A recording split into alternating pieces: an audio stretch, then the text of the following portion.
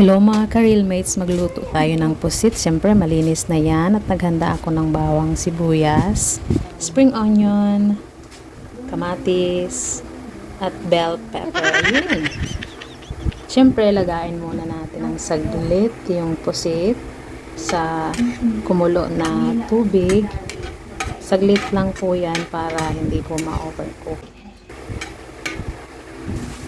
Siyempre, gisa natin yung pwedeng lagyan ng ginger din, bawang, at sibuyas. Siyempre, hanggang sa maging mabango na siya at ilagay yung kamatis. At siyempre, yung sauce natin, soy sauce, oyster sauce, sugar, pepper, at saka salt. Yan. Igasa lang natin hanggang sa mag-mix yung mga sauce, saka ilagay yung pusit at bell pepper. Easy lang itong lutuin, guys. So, ganyan lang. Pag nahalo na, pwede mong lagyan ng konting tubig para mas may sauce siya. At yun na. Lagay mo na yung spring onion. And you're done.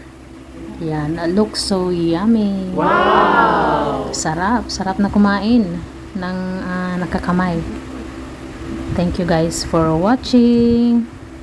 Have a good day, everyone.